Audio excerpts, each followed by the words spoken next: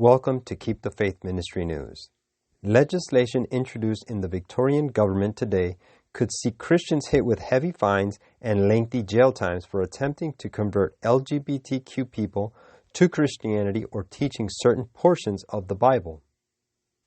The Change or Suppression Conversion Practices Prohibition Bill 2020 will empower the Victorian Equal Opportunity and Human Rights Commission to investigate reports of, quote, conversion therapy practices which may include activities as simple as prayer.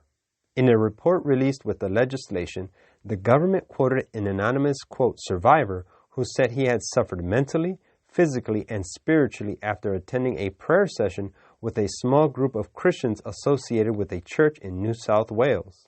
The anonymous witness suggested he suffered, quote, suicidal ideation and a complete breakdown as a result of the group encouraging repentance from what the Bible defines as, quote, sexual immorality.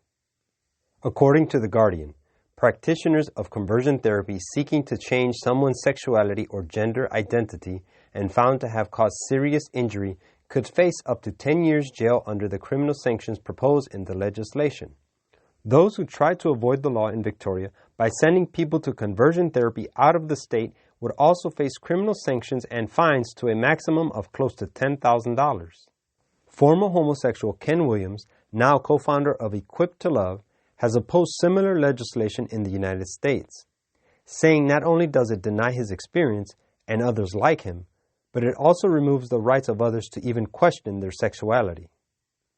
According to Williams, there are a number of reasons why anti-conversion legislation should be opposed. First, it lumps all efforts to change, quote, sexual orientation into the same demonized category regardless of how benign and helpful they might be.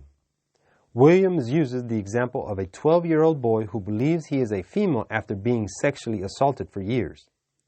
According to such legislation, quote, the prescribed treatment for that child would be a personal embracing of femininity and would likely include puberty blockers, cross-sex hormones, the surgical removal of his penis and testicles, and permanent sterilization.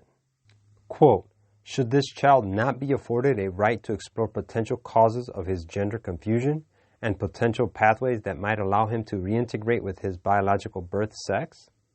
Second, such legislation incorrectly suggests that no therapy or help from religious institutions has proven helpful or effective for people desiring to change.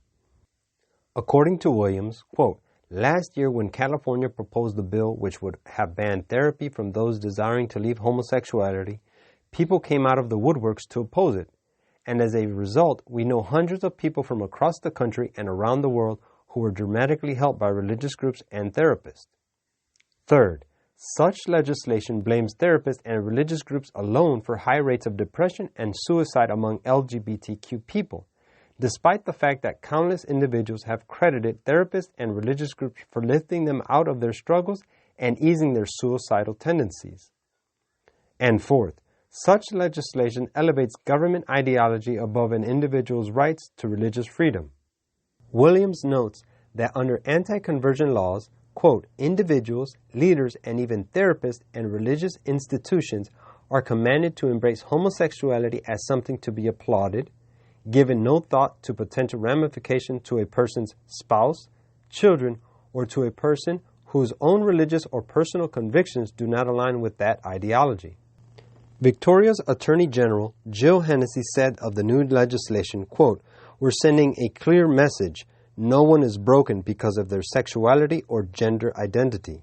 These views won't be tolerated in Victoria, and neither will these abhorrent practices, she added.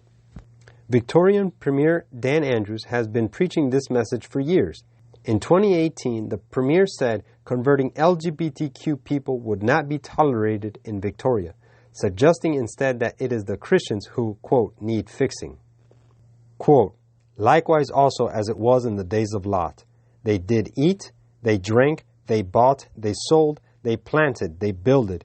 Even thus shall it be in the day when the Son of Man is revealed.